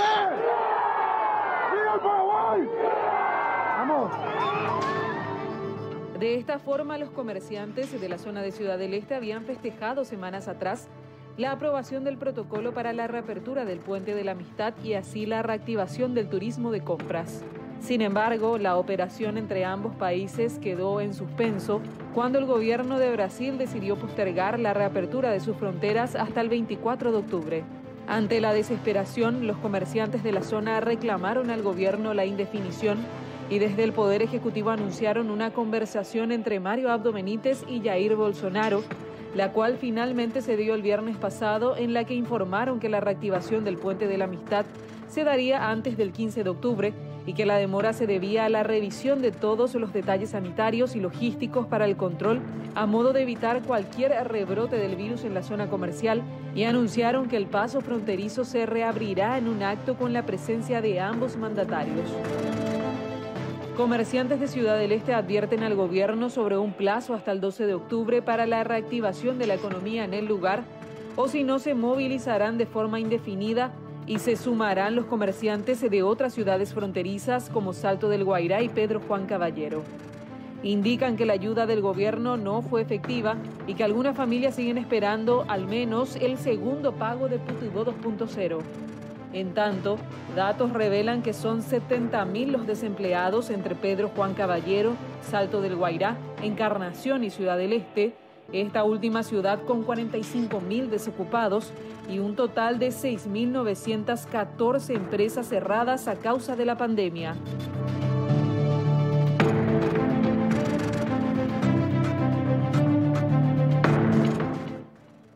Queremos saber qué opinan todos ustedes y la consulta es, ¿crees que habrá control efectivo conforme al protocolo en la reapertura de la frontera? Sí o no son las opciones y los comentarios a través del hashtag COCPI.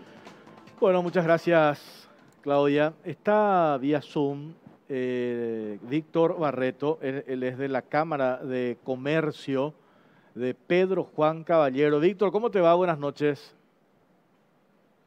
Buenas noches, saludos a todos ustedes y a la teleaudiencia.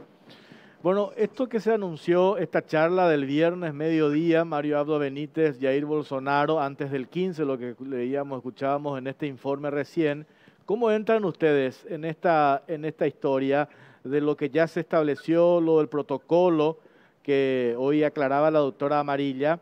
Se sigue trabajando sobre ese protocolo bilateral, no solamente del lado paraguayo. ¿Cómo entra Pedro Juan Caballero específicamente en esta historia?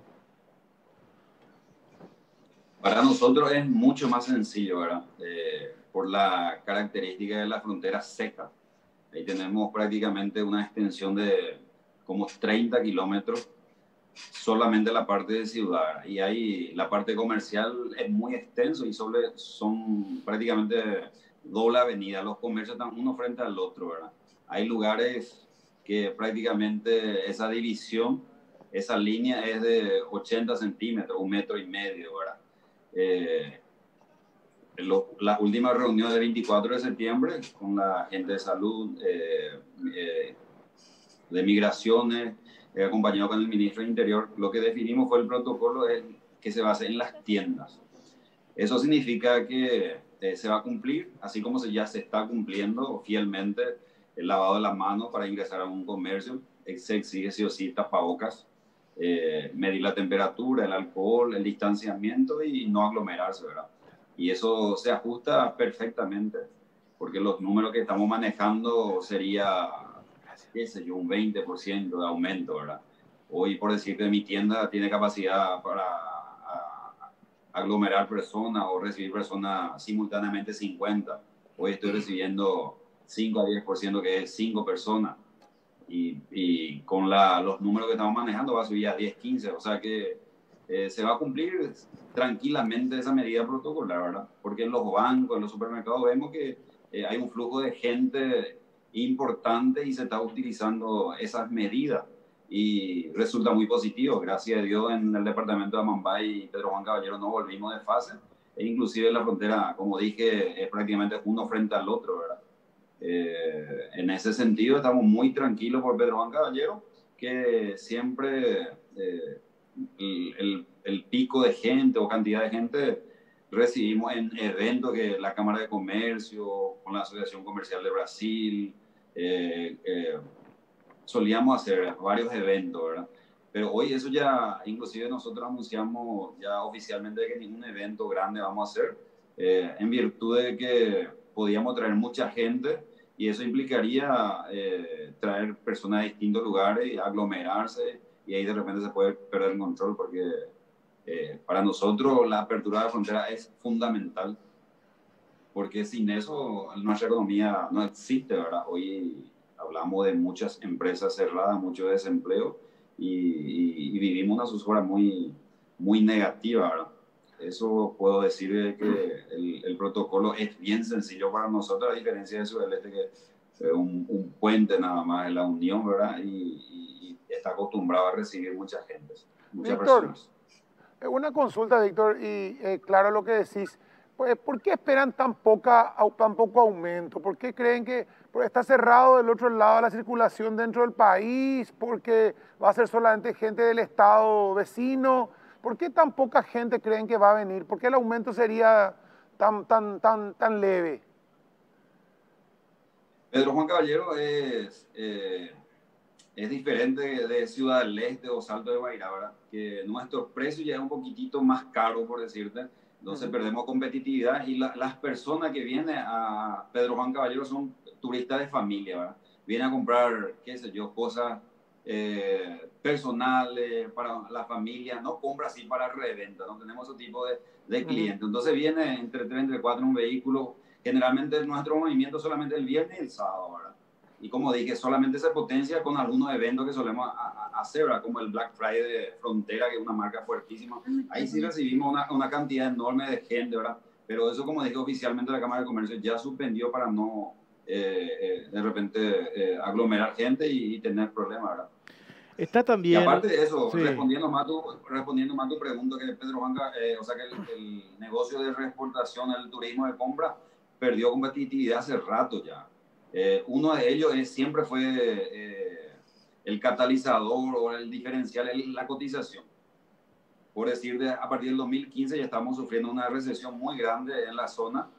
El año, puedo citar de 2015 hasta ahora, el 2017 fue un año interesante. ¿Por qué? Porque la cotización estaba menos de 3,5, o sea, es decir, $1 estaba a $3.50. Entonces, llegando a los 4 ya tenemos problemas. Hoy día estamos hablando de una cotización de prácticamente cero, 5.93, 5.90 se maneja. Entonces, hay productos que ya no le interesa, o sea, que costo-beneficio ya no cierra más para el brasileño. ¿Por qué? Un ejemplo te doy, un televisor que antiguamente se vendía como agua, comúnmente se dice, pero hoy día vos podés comprar en las tiendas los grandes negocios en Brasil a cuota, por decirte, en 12 veces y es más barato que Paraguay y te da una garantía extendida de 2 a 24 meses inclusive, ¿verdad? Entonces perdemos competitividad hace rato. Uno de los puntos que estamos peleando es que la zona de frontera tenga otra vez herramientas competitivas, ¿verdad? Esperamos un rato, Víctor. Está también con nosotros la señora Mirta Montiel de la Cámara de Comercio de Encarnación. Mirta, ¿cómo te va? Buenas noches. Buenas noches, ¿me escuchan? Perfectamente, Mirta, perfectamente te escuchamos. Bueno, a ver, hace 2 semanas o menos incluso escuchaba una charla que tuviste bien temprano en Radio 1 exponiendo la difícil situación de ustedes. A diferencia de las ciudades fronterizas con Brasil, la situación es hoy por lo menos más ventajosa, digamos, porque con la Argentina ustedes desde Encarnación no hay nada claro, por lo menos hasta ahora. Y hacías un relato que nos recibieron asistencia, reclamabas también a la FEPRINCO, a la Unión Industrial Paraguaya, describiendo la problemática difícil y complicada, y lo más grave de todo esto que no se avisora algo a futuro, Mirta, ¿es así? Sí, querido Jorge, así es. Yo había comentado eso porque la situación económica de la ciudad de Encarnación ya viene de hace varios años con una devaluación de la moneda argentina, ¿verdad? Que ya estaba costando comercializar con la frontera argentina, ¿verdad? Y bueno, vino esto y realmente hoy en día Encarnación estamos enclaustrados, vamos a decir, hace 7 meses cumpliendo todo el protocolo establecido por el gobierno, ¿verdad? Pero nosotros creemos y nos duele ver, como yo te comentaba en esa entrevista, que el puente o los puentes nunca estuvieron cerrados para los grandes importadores. Es por eso lo que yo te decía. Y decía, bueno, para los exportadores nunca estuvo cerrado. Nosotros vemos pasar y pasar camiones y realmente nosotros los pequeños comerciantes es lo que estamos sufriendo. Ellos nunca estuvo cerrada la frontera para ellos. Y por eso también que nuestros compañeros de Ciudad del Este y demás fronteras estábamos un poco disgustados en ese sentido, porque veíamos esa diferenciación, ¿verdad? Y es más, para que entienda la gente, y para lo que hoy estamos aquí, es contarle que, por ejemplo, un transportista no se bajaba a hacer el COVID, por ejemplo, el hisopado, ¿verdad? Como todas las personas que supuestamente lo hacen. Es por eso que nosotros estamos queriendo y pidiendo al Estado, al gobierno, la habilitación ya de todos los pasos fronterizos o de las principales ciudades del país, por el hecho de que, como estaba escuchando recién a personas especialistas en la medicina, ya convivimos con este virus, ya vino, ya llegó, y Encarnación realmente se puso las pilas, también gracias a los gobernantes, cerramos la frontera, los lugares límites departamentales, nos hemos cuidado, es así que tenemos poco contagio y hemos tratado de cuidarnos y tratar de no contagiarnos. Hoy día que tenemos muy poco contagio, es por eso que nosotros consideramos que las fronteras deben abrirse. Nosotros queremos saber en qué situación hoy está, que sabemos que es una negociación bilateral, pero también queremos saber en cómo estamos parados, en qué negociación se está llegando a cabo la Cancillería en este caso. Queremos ver los papeles. Nos consideramos un poco rezagados del gobierno al no tener esta manifestación o esta información por parte de ellos, ¿verdad? Entonces nosotros queríamos tener, es más, tuvimos la semana pasada una reunión con el señor Villamayor, que hizo de vocero del gobierno en este caso, y le hemos dicho y planteado que necesitamos solamente una voz de parte del gobierno, porque nosotros creo que como los demás compañeros no podemos estar pendientes de un Twitter o de una información, o inclusive también de los canales de televisión, ¿verdad? Estamos constantes zozobra. Y hoy Encarnación realmente no sabemos dónde estamos parados y queremos una respuesta por parte del gobierno. Es por eso que nos hemos manifestado la semana pasada, yo les había comentado, pacíficamente hemos acudido a nuestro gobernador, quien hemos emitido un comunicado y un petitorio. En ese petitorio claramente tenemos realmente que el gobierno escuche un proyecto que hemos presentado al Estado en tiempo y forma. La ministra de Industria y Comercio y el señor ministro de Hacienda nos había solicitado a las 4 ciudades fronterizas para que realicemos un proyecto de reactivación económica. Inclusive fue asesorada por grandes economistas, ¿verdad? Lo hemos hecho en tiempo y forma y llevado inclusive a Cancillería. Hoy es día, que va casi 4 meses de eso, no hemos tenido una sola respuesta. Y eso duele porque nosotros también, y yo valoro mucho el trabajo de mis compañeros de estas 4 cámaras de comercio y sus respectivos integrantes, la lucha que está haciendo día a día, son realmente batalladores, porque realmente del sector privado estamos poniendo todas las pilas, como se dice, para reactivar la economía. Nosotros en ese proyecto, Jorge y demás, estamos priorizando lo que es el sector de infraestructura, ya que con eso nosotros como Cámara de Comercio consideramos que eso va a reactivar la economía de la ciudad de Encarnación, por el hecho de que en ese proyecto estaba las mesas de entrada, monto y cantidad de personas a ser beneficiadas. Es más, hablamos también de 3.000 viviendas que iba a realizar el MUP a cada ciudad fronteriza. Estamos hablando entonces de 12.000 viviendas que iban a venir en todas estas ciudades fronterizas que supuestamente tendrían que hacerse en diciembre. Pero eso no podemos esperar hasta diciembre, Jorge. Nosotros necesitamos ya ese pedido, esa reactivación económica que se necesita en estas ciudades. Mirta, puntualmente, sí. Acá hay una decisión también que se tiene que dar de manera bilateral. Esta no es una decisión que puede tomar el gobierno. Abrimos la frontera allí en Encarnación con la Argentina. Acá también se necesita ese acuerdo con el vecino país para tomar esta decisión. Claro, nosotros no estamos ajenos a eso. Se tiene que tomar, pero queremos saber si qué se tomó, qué se hizo, hasta qué se llegó. Y también necesitamos un protocolo adecuado para empezar a realizar eso. Sentarnos a ver cómo va a ser el protocolo. Nosotros no sabemos nada de eso todavía. No tenemos aún esa mesa de trabajo, por eso queremos tener esa mesa de trabajo y estamos a disposición del gobierno. Nosotros las 4 ciudades fronterizas en ningún momento estuvo en contra del gobierno, solo estamos para sumar, para apoyar, y eso es lo que hoy nos estamos presentando y lo hemos hecho hace varios meses. Por eso yo te estaba comentando que acá, al menos si no se va a abrir el puente, Jorge, queremos que venga un subsidio para los comerciantes. Queremos también créditos flexibles a largo tiempo para pagar, porque también los compañeros hoy nos estábamos hablando de eso y dice, vamos a abrir, genial, vamos a abrir, pero ¿y en cuánto tiempo vamos a ver si vamos a poder vender algo? Entonces necesitamos ese lapso de tiempo, ese lapso de gracia para que podamos nosotros Mirta, poder sí, tenemos que hacer una pausa cortita. La situación de Encarnación, Pipo, Claudia, es muy distinta, ¿verdad? Estuve por ahí, me estuvieron contando justamente. Claro, es muy distinta porque las ciudades fronterizas con Brasil ya tenemos fecha. Sí.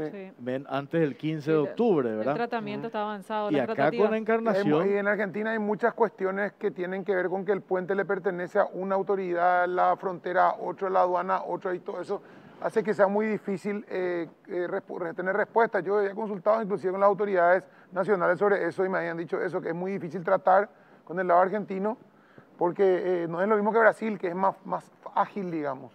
Y aparte la posición de Brasil, del presidente de Brasil para el manejo de la pandemia es muy distinta a la que tiene el presidente de la Argentina, ¿verdad? Tenemos que hacer una pausa cortita a la vuelta, seguimos hablando sobre este tema, ya venimos. Tenemos una recomendación, un novedoso modelo de compra ya está disponible en el país de la mano de Fortis.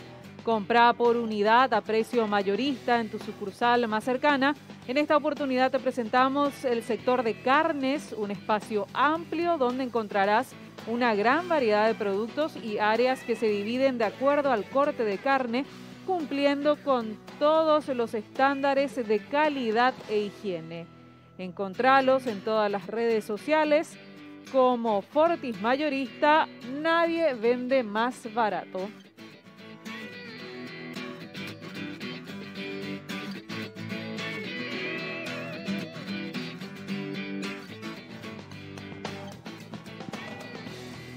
Continuamos en Caro Cruz y vamos a ver los números en las redes sociales. Recordamos la consulta que hicimos. ¿Crees que habrá control efectivo conforme al protocolo en la apertura de la frontera? 56% sí y 44% no.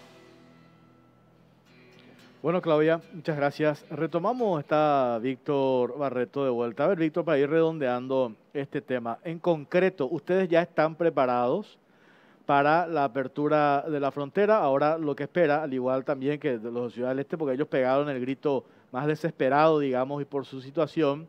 Pero ustedes también ya están listos y aguardando la fecha específica de ese anuncio que hizo el presidente, que aparentemente va a ser un anuncio presencial entre ambos mandatarios cuando se define la apertura de la frontera.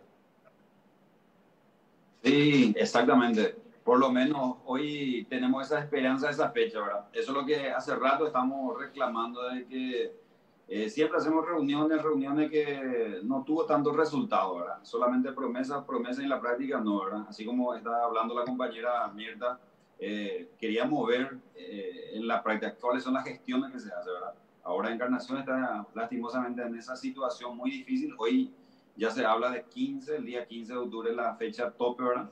Y decir que la frontera sí está preparada. ¿Por qué? Porque es la única forma de seguir sobreviviendo Pedro Juan Caballero y hacer lo que nosotros sabemos hacer, comercio de reexportación, atender a nuestro cliente, porque por aquí así sobrevivimos. Porque siendo franco, todas las medidas sociales o la ayuda social del gobierno dio por aquí no fue suficiente, ¿verdad? No hubo crédito blando, no hubo un proyecto de reactivación así como anunció en su comienzo el gobierno, ¿verdad? Al comienzo se hablaba de una reactivación y futura reconversión económica, pero no. Muy francamente dijo la señora Mirta de que mendigamos para trabajar con el gobierno, ¿verdad? Estamos acá no solamente para sumar, sino que para multiplicar. Y lastimosamente recibimos un no hasta ahora, ¿verdad? Contratamos profesionales de área de economía, asesores que podían ayudar a tener un proyecto a corto, mediano, a largo plazo, que sea algo integral, holístico, que sea sustentable y que no podamos tener una economía muy frágil como ahora se demostró, ¿verdad? Y lastimosamente no recibimos esa respuesta positiva. Entonces, por eso quiero que la ciudadanía se comprenda también de que lo que estamos luchando es nada más de sobrevivencia por la zona de frontera, ¿verdad? Porque este es el negocio que tenemos y los comerciantes pueden decir que está preparado con todas las medidas y ejemplo de eso, puedo decir de hecho que ya está funcionando y no pasa nada. Inclusive por aquí, por Pedro Juan Caballero, también la pandemia ya fue comunitaria y estamos sobreviviendo, ¿verdad? Y tampoco recibimos inversiones interesantes en la área de salud, ¿verdad? Por eso no tenemos otra alternativa que seguir trabajando y hacer lo que estamos buscando, ¿verdad? Volver solamente a nuestro puesto de trabajo, ¿verdad? Y creo que siempre repito, ¿verdad? Y estaba escuchando los médicos hablando de concientizar, ¿verdad? Y eso es lo que nosotros hacemos a través de nuestra institución, tratar de concientizar a nuestra gente para que podamos cuidarnos, porque mañana no quiera culpar a la frontera de que, mira, brotó a Mambay, Pedro Juan Caballero, la pandemia, pero vemos que la gente hasta ahora no se civilizó, ¿verdad? Se sigue haciendo reuniones, actividades sociales, está farreando a los muchachos y eso de repente se va, lleva a su familia y hoy vemos ya personas mayores que están infectadas y eso sí es peligroso y después llevan la empresa en la tienda y diga que no, mañana vamos a volver a cerrar todo porque aumentó los números, pero no, aquí el comerciante va a esperar a su cliente, pero no vamos a abrazar, no vamos a tomar tereré, no vamos a matear con nuestros clientes, sin embargo vamos a ser conscientes y cumplir los protocolos que se necesitan. Claro. No tenemos otra alternativa porque, como dije, repito y reitero que no tenemos herramientas hoy para decir, mira, sigue la frontera y vamos a esperar, no hay cómo esperar más. A ver, Pipo, no aguanta Claudia. más. Entonces está Mirta, ¿está Mirta conectada de vuelta? Está Mirta. No, quería saber qué avances tenían ellos con la zona argentina, porque no se habló de nada, no hay nada oficial, no hay ninguna comunicación en ningún sector, así como Brasil tiene y Paraguay con Brasil hay ya un acuerdo, inclusive se viene hablando hace rato. ¿Hay algún principio de conversación con las autoridades argentinas para pensar en reabrir Encarnación, Mirta? Yo creo que el gobernador de Itapúa tiene toda la buena voluntad, creo que lo manifestó eso, pero creo que del lado argentino no están queriendo abrir, ¿verdad? Ellos aludan la capacidad hospitalaria que se va a colapsar, el contagio.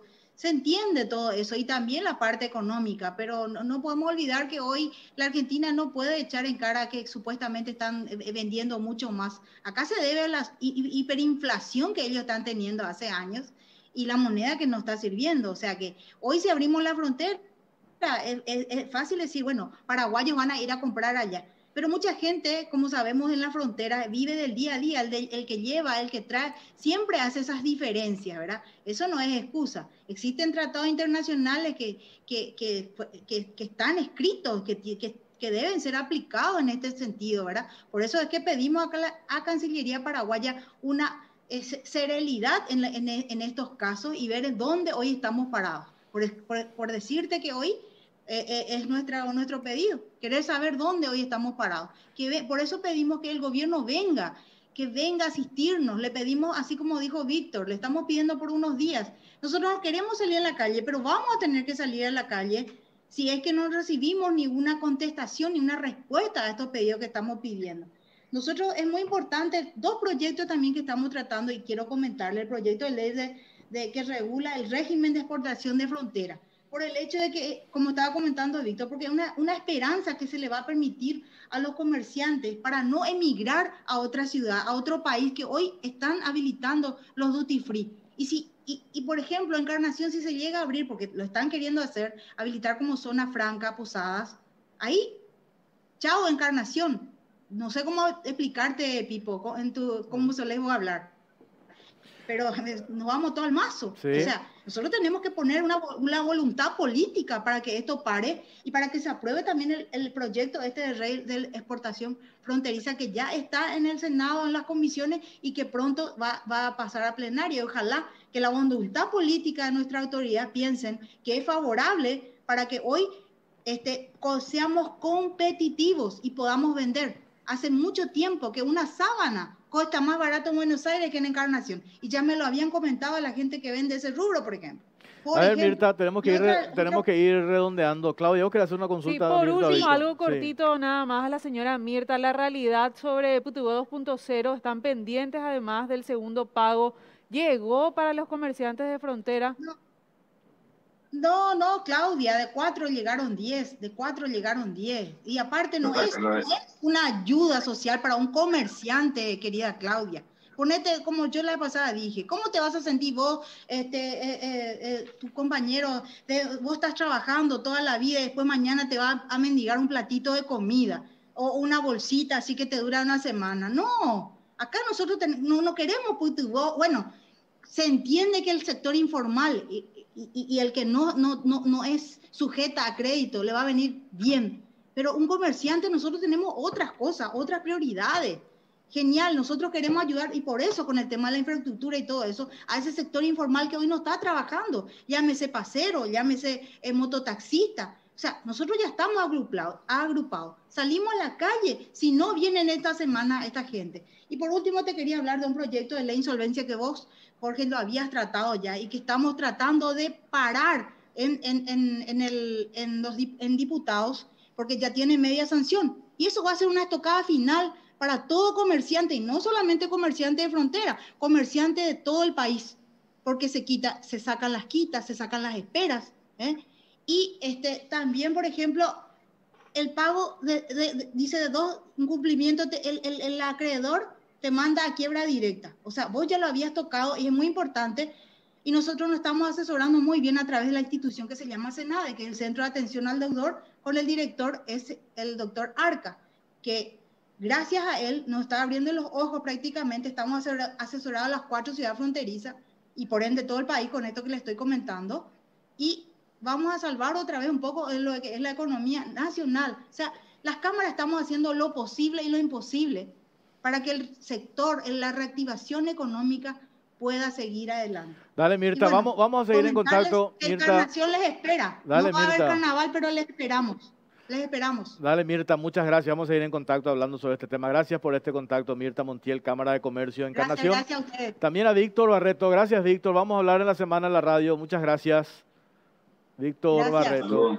Es increíble, antes de ir a la pausa, yo no quiero ser injusto, pero desde el gobierno han hablado de la reactivación económica, de la asistencia a los sectores. Yo no he escuchado hasta ahora cuántos invitados representantes de gremios, de sector hemos tenido acá. Yo no he escuchado uno solo que me haya dicho, nosotros recibimos una ayuda, formamos parte de esa reactivación económica y estamos satisfechos con los préstamos que nos dieron. Hasta ahora no he escuchado absolutamente a ningún sector. Y ahí tenés el reclamo que hacen de la Cámara de Comercio de Encarnación, no recibieron absolutamente nada. Lo mismo decía Víctor Barreto.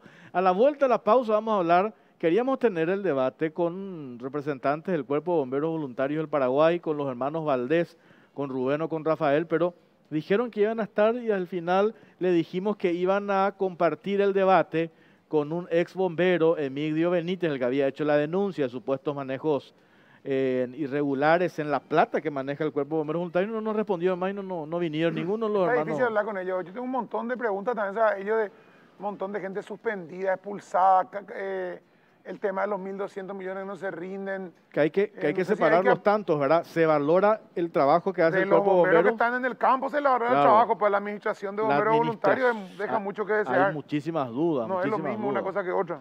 Tengo que hacer pausa, a la vuelta hablamos de esto, ya venimos. Un novedoso modelo de compra ya está disponible en el país de la mano de Fortis. Compra por unidad a precio mayorista en tu sucursal más cercana. En esta oportunidad te presentamos el sector de carnes, un espacio amplio donde encontrarás una gran variedad de productos y áreas que se dividen de acuerdo al corte de carne, cumpliendo con todos los estándares de calidad e higiene. Encontralos en todas las redes sociales como Fortis Mayorista. Nadie vende más barato.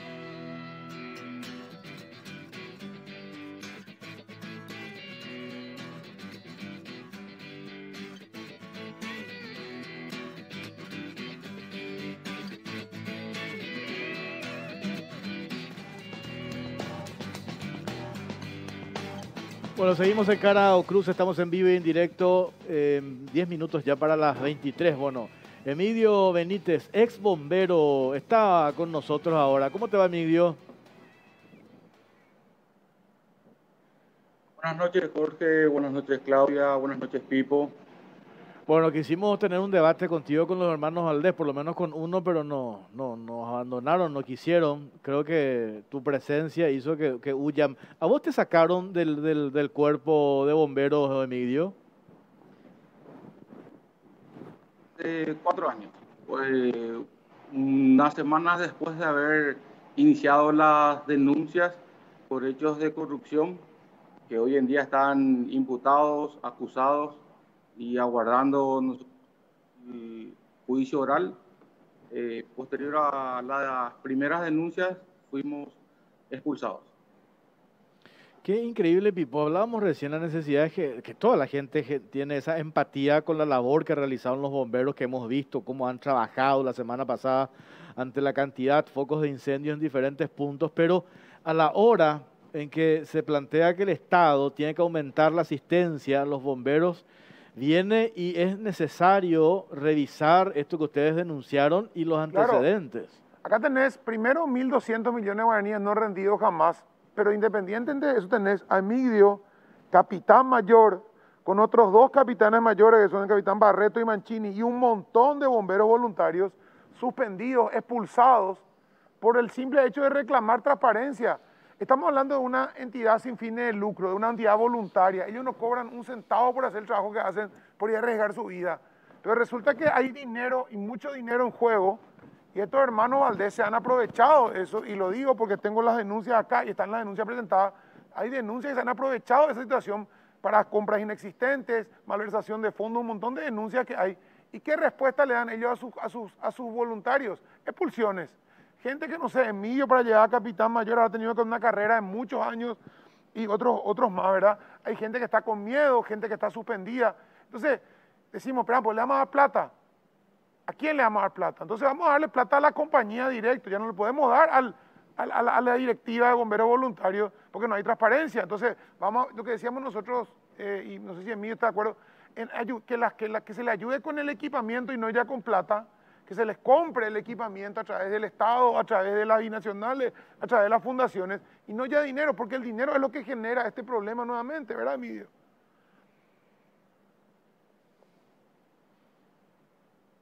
Es así. En realidad, problema es mucho más profundo, Pipo. Hay que aclarar muy bien, diferenciar bien las cuestiones, ¿verdad? Primeramente, yo me saco el sombrero, aplaudo todos los días a los bomberos que están en día a día combatiendo incendios, salvando vidas, protegiendo a la ciudadanía. Pero es muy diferente lo que realmente sucede en la parte administrativa encabezada por Rafael Valdés, donde él está atornillado al cargo va a ser en un año, 20 años, él es presidente de bomberos, y nosotros en 2016, en conjunto con el síndico, que fue expulsado el mismo día que presentó la denuncia, en septiembre del 2016 iniciamos una serie de denuncias por hechos de corrupción, que la Fiscalía lo investigó, fueron imputados, fueron acusados, y llevamos 3 años y medio aguardando que este grupo de delincuentes dejen de chicanear la audiencia preliminar para que la pueda llegar a juicio oral. 3 años sin audiencia preliminar. Hay que explicar muy bien. Hace 3 años y medio ellos fueron acusados el 23 de mayo del 2017. Y para reforzar lo que dice, 2.300 millones fue el último desembolso antes de este que les transfirió Hacienda el día viernes. Fue entregado en diciembre del 2018. Pasaron 22 meses sin que ellos presenten las rendiciones en forma. Hacienda, 4 años después, nos da la razón diciendo que ellos no presentan sus rendiciones en forma. Sus facturas no son reales, no son válidas, y Hacienda les exigió ley que tienen que devolver el dinero, 1.200 millones de guaraníes, que hoy en día no sabemos qué está. Pero esos 1.200 millones de guaraníes forman parte del conjunto de denuncias que engloban en 5 años 23.000 millones de guaraníes de fondos públicos malversados. 23.000 millones de guaraníes. Los 1.200 millones que no pudieron devolver representa el 52% de la última transferencia. Y ellos cíclicamente se aprovechan de la coyuntura, que a partir de septiembre, octubre comienzan toda esta serie de incendios para presionar al Estado. Ellos desde abril del 2018 empezaron a hacer una serie de notas pidiendo que Hacienda flexibilice el control en las rendiciones. Cosa que no lograron, cuestión que no lograron, y fueron incapaces de rendir. Entonces, al ser incapaces de rendir, le privaron que el Cuerpo de Bomberos Voluntarios de Paraguay, los amarillos, reciban los fondos. En contrapartida, los azules los reciben bimestralmente sin ningún inconveniente, presentan sus rendiciones en forma, en tiempo, se las aprueba, se les transfiere el siguiente desembolso. Valdés no puede rendir porque ese dinero que recibe del Estado no llega a los cuarteles, no llega a las compañías, no le llega realmente en equipamientos, en infraestructura, en combustible, en reparación de móviles, a los que realmente necesitan, que sí son los bomberos voluntarios que están en el día a día. ¿Qué es lo que se tiene que dar, verdad, acá? Porque esta denuncia, ¿hace cuánto? Hace más de 5 años. 4 años. 4 años sin ¿verdad? audiencia preliminar. Ni siquiera, o sea, ni ya empezó el juicio y estos siguen pidiendo plata y manejando plata, y realmente estábamos en una crisis, es cierto, pero estamos culpando, no hay plata. Probablemente lo que le da el Estado al bombero no alcanza. Pero si encima le das eso y no te rinden, pero la pucha. O sea, nos preocupa porque vemos la precariedad en que se manejan los muchachos que están en la línea de fuego, y es literalmente en la línea de fuego. Esta no tiene otro, no es una suposición ahí que sea. Están delante del fuego y no tienen nada, no tienen traje, no tienen botas, no tienen casco, no tienen nada. ¿Por qué? Porque la plata no se va donde tiene que ir, porque nunca hay plata para traer, hay que estar con donaciones, comprarse uno mismo, Y yo creo que hay Pero que, es momento de llegar a las compañías. Pero esto que pasó ahora con Hacienda, que se dilató el desembolso, es precisamente por un problema de falta de rendición. Claro. Que después, ante la situación de la semana pasada, por lo que como explotó lo de los focos explotaron los focos de incendio, el Estado dijo, no, vamos a darle. Pero imagínate por qué se dilató. Es precisamente por la falta de transparencia. Acá no hay un problema del Estado, es un problema de ellos mismos, de las autoridades de los bomberos, no de los bomberos, de las autoridades. ¿Qué es lo que se tiene que dar, Emilio, a criterio de ustedes? Bueno, me vas a decir, hay cambiar a toda la cúpula, pero ¿por qué cuesta ese cambio?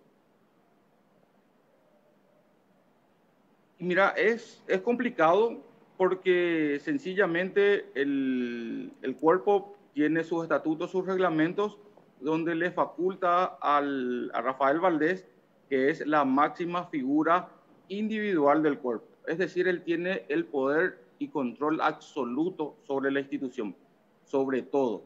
Él decide cuándo uno es, cuándo uno puede ser o cuándo uno deja de ser bombero. Entonces, todo aquel que ose cuestionarlo, pedirle que rinda cuentas, que explique, es sancionado y es echado. Entonces, la gente, el común de las personas, los que están en el día a día, sus ganas de servir, sus ganas de prestar ayuda, es mucho más grande que un problema que uno lo puede ver como administrativo, pero en realidad no lo es.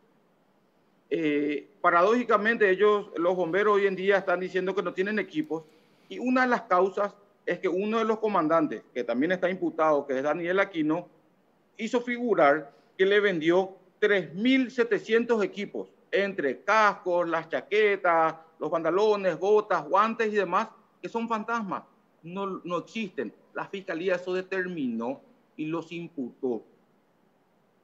Y bueno, ellos salen a decir que no reciben ayuda y en realidad, cierto, el presupuesto del Estado es deficiente, pero si aparte de ser un presupuesto deficiente, un grupo de delincuentes, un grupo inescrupuloso, de lo más ruin, termina robándole a sus propios dirigidos los pocos fondos que le transfiere el Estado. Eso no tiene nombre. Es algo ya, sí. Yo no sé cómo Emilio, vamos a seguir en contacto. Gravísima la denuncia que hace y esto se tiene que continuar, tiene que seguir para darle transparencia a todo esto. ¿Y qué dice la encuesta que publicamos ahora en redes que vi?